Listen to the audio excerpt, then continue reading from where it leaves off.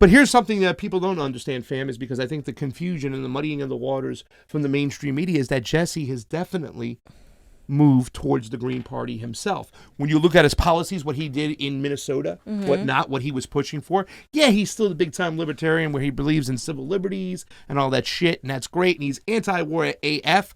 No one calls out the deep state like Jesse. We're going to show you some of that stuff. Some of the good stuff you like too, fam, where he really kind of like progressed, where he stood up for Colin Kaepernick, when he was against calling the Washington the Redskins, all that stuff, and his sense of green energy. You know, the libertarians, the biggest problem between the progressives and the libertarians, fam, is the fact that they can't get on board for Medicare for All and a Green New Deal because of their ideology. Jesse ain't like that. I'm going to show you some good stuff. So let's talk about it, fam, because right off the bat, Jesse the Body Ventura. Do you know why they call him the Body? Because he was a wrestler. Yes, he was in the WWF at the time. Now it's the WWE, but back in the days, Jesse the Body Ventura used to wear this, like these funky pants. He used to have like all the like scarves on, like it was very metrosexual, you know what I'm saying? He used to wear these glasses, and he was called the Body, and he always had this great voice. And the great thing about Jesse the Body is he used to do commentary as well as wrestling, fam. Wow. Wow. John Naughty posted on my Facebook that wrestling is a lot like politics. So maybe I should have watched wrestling because I never really liked it. Well, I've never been a fan. I know you're lacking a little excitement like Jesse, like I am and stuff like that, but these things do matter, fam. He's a performer. Oh, look at those zebra. You know what I'm saying? He knows how to talk to people. There, look at that. Look at the stuff. That's the Body right there. Jesse the Body. He would always have those leopard-colored pants and whatnot. And was it the 80s? Because I feel like that's very 80s. It was the late 80s, fam. Yeah. Don't let everybody know that I'm not really 32. There it is. There's the best one. You see him with the microphone? So he's a performer. He understands, you know, how to talk to people, whatnot. And there's one big reason that he's even more appealing than Bernie and Tulsi is because he's not in the Democratic Party whatsoever. Yep, that's appealing. He is anti-establishment AF. Even he wrote this here in the article. It says, I haven't filed anything yet. I authorized a letter of interest that was sent on my behalf to the Greens, and I'm testing the waters for a Green Party nomination, he tweeted. I am an independent. So even though he's kind of trying to be a Green, he's telling you, I am an independent. I am not a Democrat or a Republican because I know they're not the solution. And fam, he's had this attitude for a long time. People think that he ran as an independent in Minnesota. He didn't. He ran under the Reform Party. He was a Reform Party candidate, which was Ross Perot's party. Do you have anything to say about this statement or the fact that he is anti-establishment as AF and your thoughts about this element that he's even a little bit more appeasing than Bernie and Tulsi? Do you buy that kind of, or no? What do you think? I mean, I think he's not a politician, and I think that's refreshing. And I think him being openly anti-establishment in the sense of not being part of the Democratic and Republican Party is what people need right now. I mean, I've talked to many people, and they're very energized by the likelihood of his run. Yeah. I think he energizes people and brings people into this momentum that we have sort of lost since everything that happened with the Bernie campaign, which gets worse, and we're going to get into that later. But we need that anti-establishment, leftist, populist, but also kind of libertarian or all-encompassing. That's kind of like the campaign in a way that I wanted Bernie to run. It's kind of what he was running in 2016 a little bit more than what he did in 2020. And so I think a lot of people are excited about this. I honestly like him probably better than the majority of the candidates in the Green Party right now. And I, personally feel like the Green Party is very disorganized. And I voted Green in the last presidential election. I voted for Jill Stein, and I really like Jill Stein. But at the same time, I do feel like as a party, they need to get their shit together. Yeah. So. Well, I think that's really, it's kind of like the signal he sent that, listen, I am an independent, even though I'm looking for the Green Party nomination. He's not going to capitulate to the Green Party and all their bullshit, all their dysfunction. And don't get me wrong, I don't want to talk mean because ideology-wise, they're great. I think they're like good Democrats.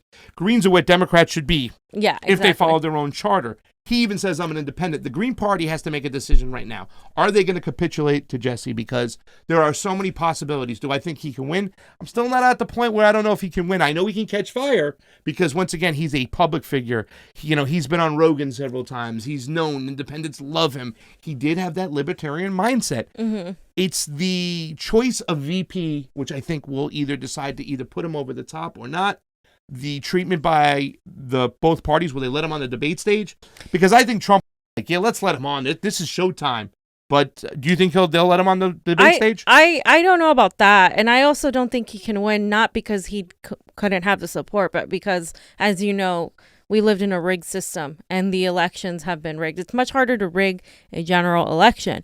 Yeah. But that doesn't mean the powers that be are going to let someone like him, who's so anti-establishment, easily get get to the top. And I just don't buy it. Until we reform our whole elections, I don't buy it. However, I think it's important to support somebody like a Green or a socialist or whoever you want to support to send a big fuck you to the establishment, because I'm so done with the Democrats. I mean, if you continue to vote for the Democrats, you are literally voting for abuse. You are somebody that likes to be abused, and you are insane because you think you can keep doing the same thing and expect different results, and nothing's going to change until we stand up to ourselves. And I feel like the Democrats are arrogant. We have zero leverage because we always vote for them no matter what they do.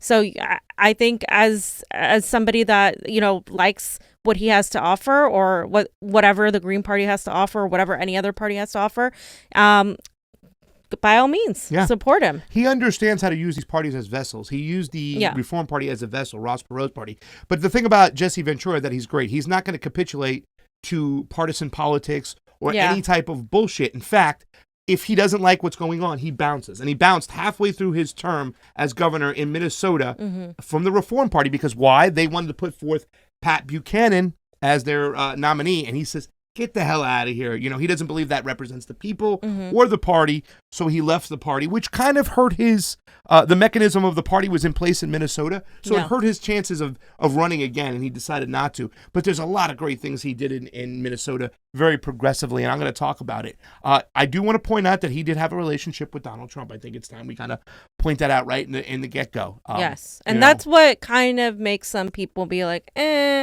oh, he had a relationship with Donald Trump. But a lot of people forget that Donald Trump was not a politician for that long. I mean, he was a reality TV star before that. He was just a very wealthy man, and he was a Democrat. For many years, Donald Trump was a Democrat, and he had friends that were also along those lines. Yeah. And you can definitely see the differences between somebody like Donald Trump, though, and somebody like Jesse Ventura. Yeah. And the funny thing about it is when they were both independent-minded thinking people back in the days, Donald Trump continued to move closer to the Republican Party, where Jesse Ventura did the opposite. And he, as a libertarian, and I put up the political compass. Now, I'm not great on all these political compasses here, but you can see on this particular one, it says Jesse Ventura is in that purple area to the right, where it's libertarian, right? But that once again, fiscally conservative. You can see Gary Johnson's kind of right on the right thing. Johnny, can you blow that up a little bit? Because I know it's hard to see. But there's Jesse. You see him, fam, right there? Yeah. I'd say now with his stance, he's probably closer to he's in the green now. I think he's on that same level, and he's in the green. Now, do I think he's far left as a socialist, as some of these other guys? No, I do not. However, he's changed his stance, or I should say progressed. His stance is on Green New Deal-like kind of Can you legislation. guess where I'm at? What's that? Can you guess where I am? Where? On this chart? You're on the bottom left-hand point, like I'm right literally here, right here. Like, honestly. Yeah, that's where you are. Yeah, we know that. We know. I don't know where I'm at because I don't have all the solutions in my ideas in my head. I'm like open to whatever, wherever we can get. Like if in a revolution time, if we can get Medicare for all and some sort of Green New Deal, I'm down for it. But in the current political system, you should take the test, fam. I want to see. Well, it says I'm a progressive libertarian. We're all around that same way and stuff like that. We believe in our civil liberties, and Jesse is big. There's nobody who's going to stick up for Julian Assange and Edward Snowden like Jesse Ventura. Nobody. He believes that the media should be the fourth branch of government, and he's strong on that. It's supposed to be. Yes. So, I mean, Jesse is big on that, and I also got some stuff up over here, fam, that I want you to show. So now that's the chart in 2016. Right now, he'd be in the green, and I think he'd be lower than everybody else because once again, he believes that where it says that the media can't hold on to classified information. Like, Jesse doesn't believe that. He believes that the media should have classified information and everything should be an open, clear window to what the people should know. In other words, no secrets. We run the government, and therefore, we should know everything. Right. Now, there's two things I point out over here, fam, that I want to really talk about because the two biggest issues for progressives are what? Or I don't want to say that because progressives are kind of like a broad term, but Yeah. but we understand the Bernie Sanders people, they want Medicare for all Mm-hmm. and energy and oil. So now what I have over here, fam, is his issues page. And this is grabbing from quotes, because here's the thing. Jesse's one of those guys who's out there who's speaking all the time. Mm-hmm. He's talking all the time. He's debating all the time. So it's really, really hard. John, if we can go down to the healthcare part, these are all the issues. I employ people. Go to this page. This is from when? There are everything collected of something he said from 1998 to 2012, I think. Oh, okay. So these are all different. While he was in office, everything he said. So we're on the healthcare part. Now, if you just let me get to it myself. The good thing is if you click on right here what he says. Sorry, John. Healthcare. So I click on the 13 quotes, and this gives you like an overview, whatnot. So you can hear his rhetoric. You see what he's talking about. 5,000 die yearly from preventable foodborne illnesses. 1948, all these tests. Treat anyone. The doctor is a humane right. And that's the one I like to look at the most because it says right there, are we that selfish that a nation where healthcare can be such a divisive issue? Where's the mainstream America today? To me, the doctor issue is a human right. I don't care if you're an illegal alien or whatever. If you're sick, you should be able to have treatment. Yeah. So you can see, fam, the ideology, like I said, you know what I'm saying? And he also, the Minnesota supports Minnesota Care Act, which is the tax to pay for the uninsured. So if somebody's uninsured, there'll be money for them to get health care. And he pushed for these policies while he was in office, and he also talks about a lot of stuff, preventative, healthcare, and what's the other one right here? Suicides, talking about, going to get mental treatment. He was always big on mental treatment. He saw a lot of wrestlers around him kind of go crazy. He was close to Benoit, who killed himself. So this guy is kind of really evolved, and he really cares about people. Do you have any thoughts as far as, because you're a Medicare for All person, right? Mm-hmm. Bottom line, how do you think the Medicare for All people will take a guy like Jesse Ventura? I mean, I think at this point they would welcome him, even if it's not exactly what Bernie Sanders said,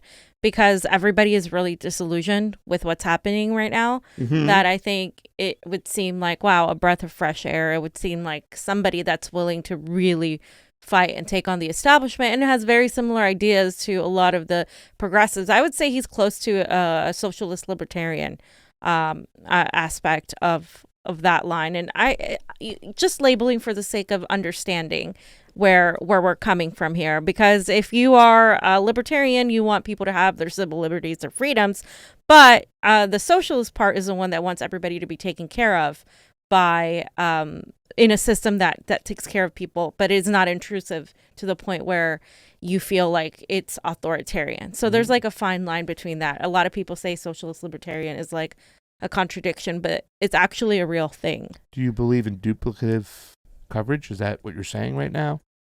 Of sorts, like how we talked about that single player plus, all that stuff that got kind of like convoluted in the water. Well, no, I think it should be 100% 100% free, like for everybody. Yeah, but eliminate insurance completely. Yeah, I mean, I think he's on the right track. Okay. Yeah, I think insurance should be nationalized. I think it should be like it was in England, where everybody you're born. You have health insurance. If you want like whatever else you want, then you can probably buy that. Like if you want teeth whitening or something cosmetic, then that's separate. Yeah. Right. Well, then comes the debate of what's cosmetic and what's not and stuff. Because I know, I believe that with insurance, health insurance, that if I wanted to, I could get penis juice for free, like Viagra or any of that stuff. But women's reproductive things were outside of their. Yeah, well, it should be both. I mean, it's ridiculous. I think it should be both. It's ridiculous. Well, that's the whole thing. I mean, even though I don't think penis juice is as important as not. It's having not. babies, I mean, well, it's not, but it could be for a mental state of being. Yeah. What I'm trying to say is that it could how be. can they give the goodies to the men, but women's basic needs as far as keeping, her body intact are not included in their insurance plan. And that was a common thing. The reason why we have a patriarchal society, and I can't deny it sometimes. Glory Jones, y'all should try the 8 values test too. #free Assange. Glory Jones, Carrie Mark, your stuff is in the mail. Look out for it. Hey. Paul Dombrowski, your stuff is in the mail. Russian, your stuff is in the mail. Freedom Tribe and Karen, we're waiting on your shirts. I just got a call. We'll get them in. We'll ship them out. You want some beautiful Convo Couch shirts? We got them. And if you're size large, I got extra ones. Dan Campbell, thank you. Jesse is Nader, Stein, Ron Paul caliber. He's Tulsi and Bernie without their shortcomings and without any attachment to the party, fam. I mean, you just made a video that says it's time to walk outside the party. Yep. No, he just puts a little bit of excitement in a very disillusioned time. It is very disillusioned. So now we're going to do one more click, John, the environment, Jesse Ventura on the environment. So now we know Medicare for all, and he even talked about illegal aliens. Illegal aliens are allowed, and I hate to use the term undocumented workers, whatever. He said, I don't care what you are, whatever you call them, they deserve health care. Just as you do. Everybody does. It's ridiculous. He's essentially saying what Bernie says. Healthcare is a human right, without saying healthcare is a human right. Because if everybody deserves healthcare, you're saying it's a human right. Yeah. But he's just not using the same words. He isn't. Yeah. Well, it's going to be a lot of work because you're going to have a lot of convincing to do. I still think his VP pick is going to be hard and stuff like that. But once Jesse, if the Green Party doesn't screw this up and gets this right and gets him on the ticket, wow, watch out. This guy is a performer. And look at some of the stuff he talks. The EPA approved poisons in the Gulf to disperse the BP oil spill. He has this show called Conspiracy Theory all back in the days. where he wrote the book, 63 Documents the United States government doesn't want you to read. Yeah. Talks about how the United States government classifies everything. Yep. And everything's in the shadow. Well, he always speaks out about this stuff, and he talked out about what BP did in the Gulf.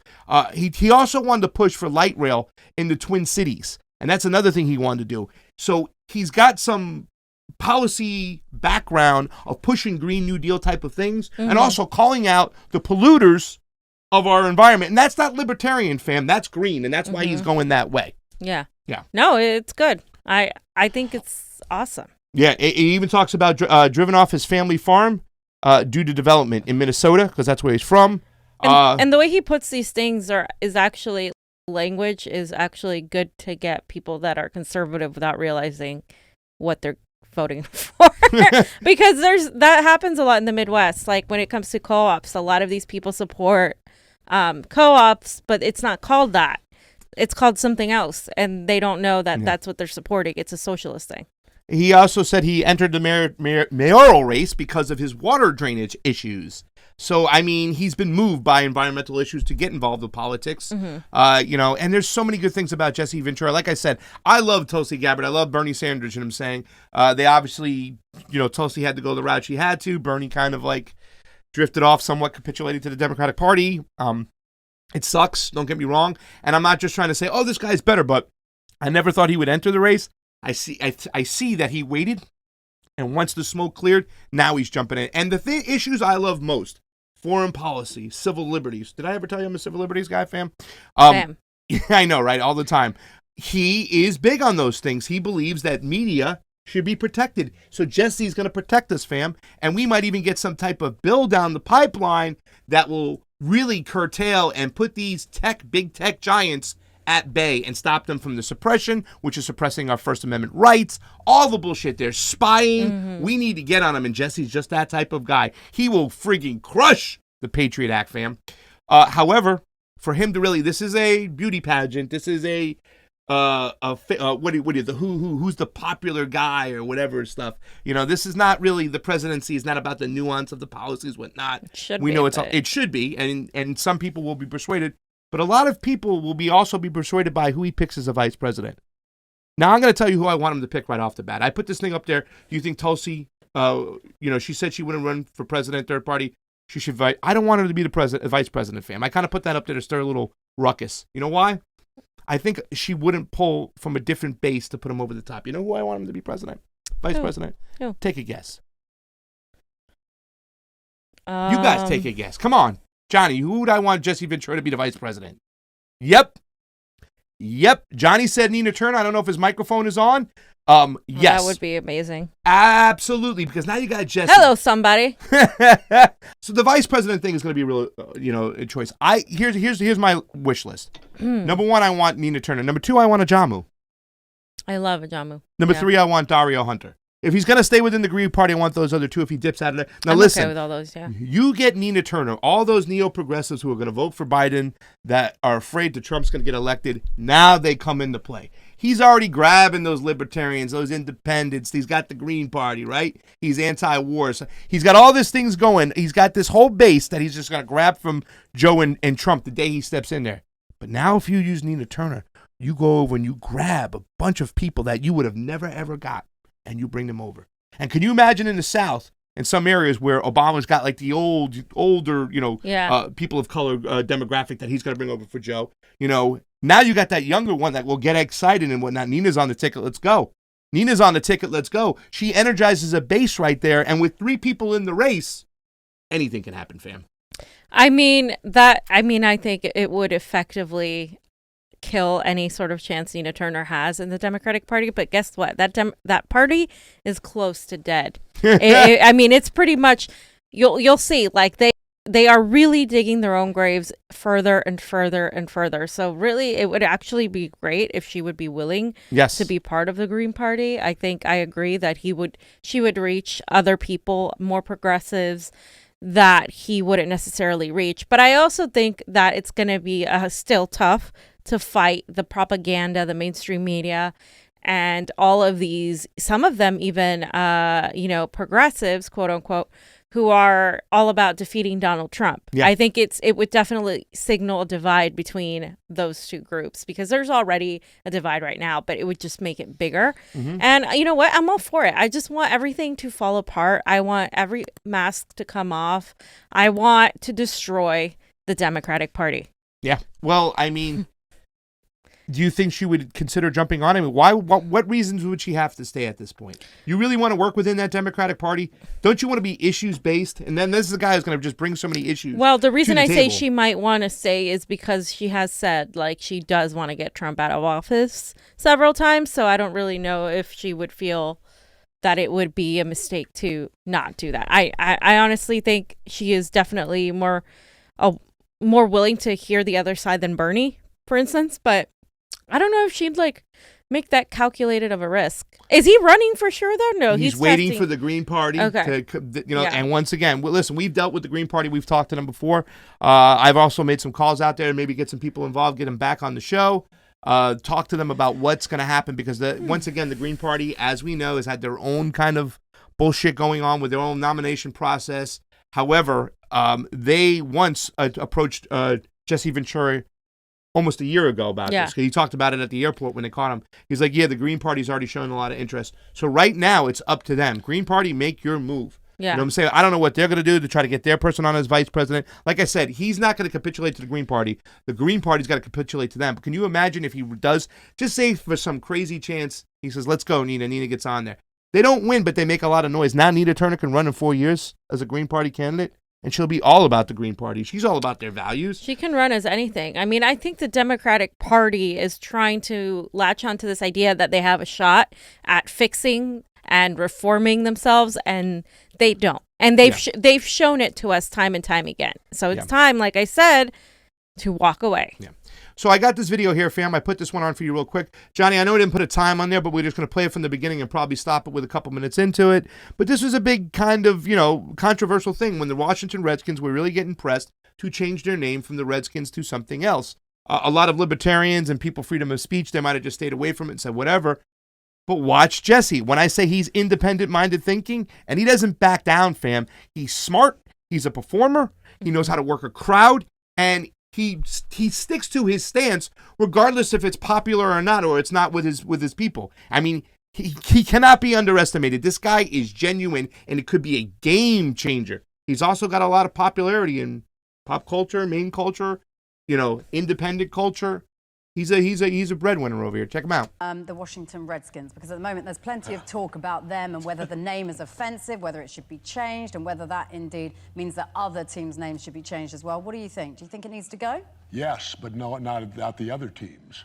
The Redskin name is completely offensive to me. I did NFL football on the radio for Tampa for 2 years in the early 90s, and the Vikings for 1. Whenever I would talk, I made a conscious effort. I simply called them Washington, and I hope I never slipped up. but I would only call them Washington. And put it this way, do you think you could go out on the street and see a Native American who you didn't know and say, hey, Redskin, come here? What do you think the results of that would be? Not very good. They need to change that name. It's racist. And I had to laugh. You know, this kid from Philadelphia that got in all the trouble, you know, for Riley Cooper. he made a racial slur on tape or whatever. Well, I found it laughable on ESPN when they chastised him, and then the very next story was RG3 and the Washington Whats, and none of them even batted an eye over it. I think it shows me this. It shows me that we as individuals can't make racial slurs, but corporations can.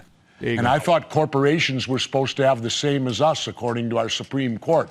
Well, There it is. See what I'm saying, family? Yeah. Not only does he take a stance and saying, it's racist, but he also talks about the fact that No hypocrisy. yes, that the mainstream media gets to do what the hell they want. Corporations get to do what they want. But the little guy, you know what I'm saying, he slips up and forget about it. Because with Riley Cooper, a lot of friends with him are saying, like, it was the end talk. Like, I'm not going to excuse it. But the fact that the corporations they're allowed to do whatever they want, but the little guy is going to get attacked. And he's a football player, but still, it's kind of messed up. I have one here, fam. When I told you guys this before, here's another one. I'm trying to get you Team Jesse, fam. I talked about the Washington thing. He stuck up for Colin Kaepernick. Oh, no one calls out the deep state like Jesse, but he even stands for socialism in South America and the Caribbean. Check this part out.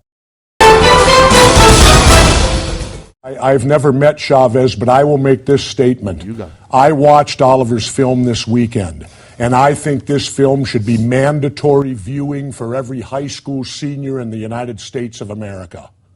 That's how strong I feel about it.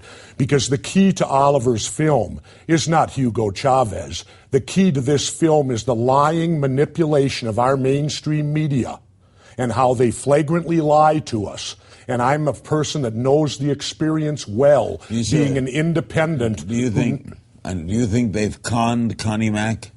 I think Connie Mack is going, off the U.S. media and what they tell him, because I would ask Connie if he's ever been there. Has he met Mr. Chavez? I've been to Cuba. I've met Fidel Castro over the objections of the Bush administration, where Otto Reich had the gall to say we were going down there to sample the sex trade, which I asked for an apology and never got. Connie, do you know Chavez? No, I don't. But for the governor to suggest that this should be mandatory for all of the our students, again, it's shameful. I don't know where you are. I don't understand what it is that's in your mind when you want to subject our children to the thoughts and ideas of someone like Hugo Chavez, that again supports so the we FARC, should practice censorship? Supports your the advocation is censorship? No, your advocation. We shouldn't allow our kids to see what goes on? One at a time. Governor, your advocation is for it's called knowledge. One at a time. Governor, you are saying that you want to make this part of the curriculum. Are you kidding me? What happened to the greatness of America? I mean, I don't understand. I really don't understand this, Larry. That you tell me people out what there happened to the greatness of our media. This type of how about when our media used to be the fourth branch of government? Our media was there to be the check of watching the other three. But our media today, mainstream, is not that, Larry. Okay. They are bought and sold. I'll give you examples. When I was an independent governor in Minnesota, I wrote my autobiography. He's not afraid to take a stance. It should be mandatory to teach this in school. Like, I mean, to say that 10 years ago about Hugo Chavez, and then, of course, with the exceptionalism, here comes the Republican congressman with the exceptionalism, the nationalism. Oh, well, how dare we subject our kids to it? Oh, so you want to censor them. You don't want to see what's going on in other countries. And did you notice him keep continuing to talk? And he'll do this a lot. He'll be like, hold on, whatever. He's got that Trump-esque, like, hey, you ain't stopping me. I'm going to get my word in. That's it. And I know it kind of might seem petty to some of us who are in the bubble and whatnot, but to the mainstream, a lot of people like that and respect that because they're going to look at him as a genuine person who's going to say what he has to say. He doesn't care who tries to stop him. He was sticking up I for think Hugo people are Chavez. hungry for somebody like that that's not Donald Trump. Like somebody like that is actually anti-establishment. Because again, Donald Trump ran as an anti-establishment candidate, as an anti-interventionist. We know he really isn't. But Jesse Ventura is like that, but actually from a more leftist perspective. And he is anti-establishment, anti-war, super populist, and I think people are really hungry for that person that's going to punch back and isn't just going to play super nice like Bernie did. And that was Bernie's sort of, it was something that people value of him, but it was also something that really didn't help him at all when he needed to actually punch Joe Biden. Can you imagine Jesse Ventura against Joe Biden? I mean, he would destroy him, but with validity, versus Trump would destroy him with like comedy more so. Well, no, it's gonna be interesting to see how if in fact they did get on the debate stage, how it would be and how they would go at each other. It'd be kind of cool. So now I showed you a video of him sticking up for the Washington, you know what, Red, you know what, he talked about Colin Kaepernick. I showed you some of his social issues, how he's been progressing left, light rail in Minnesota, talking about the military-industrial complex polluting the air and the water. He got involved for those reasons. How he's moving to Medicare for all of sorts. Undocumented workers should even get it. Well, we know how he is about calling out, the deep state, right? Well, let me show you one of my favorite videos of him calling out, questioning our government, and he uses examples. He wrote a book called 63 Documents the United States Does Not Want You to See, the government doesn't want you to see. This is one of my favorite moments. Let's start this from the beginning. It's about 2 minutes. Watch how they get into it, fam. This guy does not back down. To be totally just, you believe that Dick Cheney, George Bush, and the whole administration should be prosecuted for their acts. Governor Jesse Ventura is with us. But if that is the case, then we should prosecute. We should have prosecuted Harry Truman. Should have prosecuted Abraham Lincoln. Should have prosecuted Franklin Delano Roosevelt. Are you for that? They're dead. But if you talk about justice, they're dead. So if they weren't, would you prosecute reality. them? You're giving me a hypothetical that's bullshit. I'm giving you a hypothetical because you're making up Rosie O'Donnell-like scandals that says that 9/11 was an inside job. Well, why are you not allowed to ask anything about it? No, why, you're when concluding. you approach the government, I approach the government. I read everything possible. I watched all the hearings. You're right. I haven't read. You looked at my reading list. Have you read the 9/11 report and you think it's a piece of fiction? No, I believe everything in it. I believe my government's never lied to me, have they? Let's see, where should we start? The Gulf of Tonkin incident? Now that took us into war in Vietnam. They've now admitted it was a lie.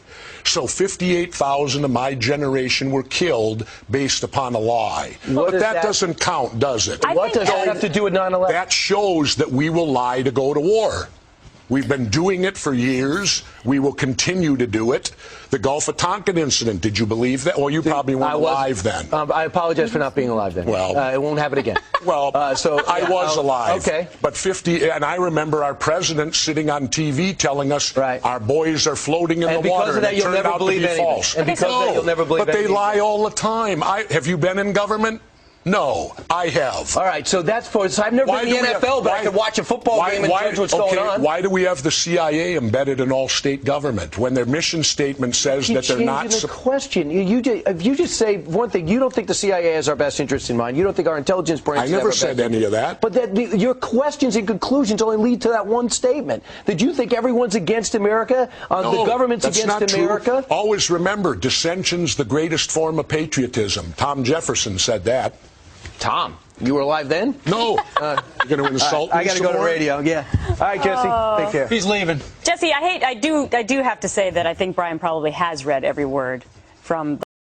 It's very easy to find that video. I suggest you go back. He just got made to look like an idiot. That's why that guy left. Yeah. I mean, he's so daft. Like, what does that have to do? What does that have to do with 9/11?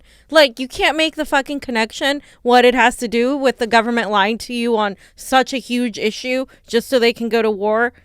Do you not think that they're going to continue to lie to you just so they can go to war? Like, how stupid are you? These people they're beyond stupid. They're actual robots to the oligarchy. Yeah. And they're all just embedded with this like kind of nationalism. It's everything that was taught from school. You know what I'm saying? Like, that guy reminds me a good little bit little of soldiers. Zach sometimes. Like, oh, no, no, Zach, they fed you a bunch of lies when you went to school, brother. Damn no, it. No, I don't know about that. I'm like, Zach, really they fed you a roasting bunch Zach of right fucking now? lies. I love you, and I know he's probably evolved. I love my boy over there, but this guy is very much like that mentality that really just believes everything that was fed. Remember when Ungi told us one day, is like, I just realized one day that everything I was taught, everything I was programmed to think was all a fucking lie. Kevin Z said it on this show, right? The U.S., the secret empire. But here's a guy calling it out for what it is, not afraid to call it out. You know how much courage that took? Years ago, before even Gravel, before anybody, it was Jesse the Body Ventura, Captain Freeman. I have one more last final video, fam. It's with Piers Morgan, and it's important to put it out because media, whistleblowers, real journalists, they're being prosecuted. They were prosecuted under Obama. He used the Espionage Act to prosecute more journalists than any other president. Donald Trump has followed suit. This is all about what rights the people have. What should they know? What should we keep secret and what we shouldn't keep secret? Because there's a lot of people out there, a lot of Fox News watchers, not to pick on them, but they believe that stuff should be kept secret in the interest of the public, of the government, of public interest. What do they call it? They say they always do this and that, and in the matter of secured public interest of sorts, like the CIA's. Yeah. We shouldn't look at that. The public shouldn't know about those things. Well, Jesse, not only is he just a libertarian minded when it comes to civil liberties, he believes the public should know, and the media has the right to tell people. So perhaps for my brother, who's a British Army colonel, and when I discussed WikiLeaks with him, he says that the impact of releasing private memos, private reports from the military when they're in operations is incredibly dangerous. All right, go to my book. Sure, I believe you agree with that. I agree with that. But go to my book and see. Currently, our government every year declares 16 million things top secret. 16 million. I would say that's about everything. So what do we get to know about? But my point, Jesse. My point is, when they're abusing what's secret, by classifying everything they do, the public can't see. Read in the back of the book what some of the great founders of this country said about secretive government. Did you believe it was in the public interest that WikiLeaks revealed, for example, that Colonel Gaddafi had 4 mistresses? I could care less how many women Colonel Gaddafi has. No, but do you think is it in the public interest to reveal that information? I don't know. It's gossip. Doesn't bother me. But when you were governor, you hated that kind of gossip against you and your family. In fact, you detested the media that spread any kind of gossip about your family. They didn't spread gossip about my family. They did about your son, right? Oh, yeah. Well, they trumped up charges on Right, him. but what I'm saying is that kind of family gossip, private life stuff, isn't that where the line should be drawn with WikiLeaks? Why do you support everything they put out there? Given that you were so vocal about any private material coming out about you. Then why is it okay for why is it okay for them to expose my private stuff? I'm not saying it is, but I'm saying if you felt strongly that your private life was your private life, however much you think badly of Colonel Gaddafi. Somebody had to write about it, didn't they? Why is Gaddafi's private life public interest? What you're at here is a classic example of killing the messenger, not the message. If it wasn't written in the first place, there'd be no message, would there? So somebody wrote it to begin with.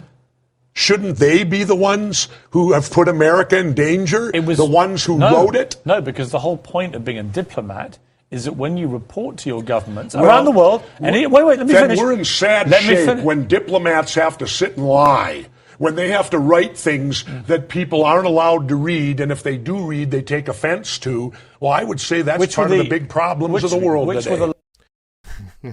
There he is, man. I mean, the more people learn about Jesse Ventura and the more they see him, the more they're going to love this guy. He does not back down. I think he's that opposite of kind of Trump, the Trump on the leftist side that we needed. People want somebody who's going to stand up and take power and who's going to be sure of their convictions, someone who is genuine. Even if they don't agree with him, he believes in what he believes, and people will support him for those reasons.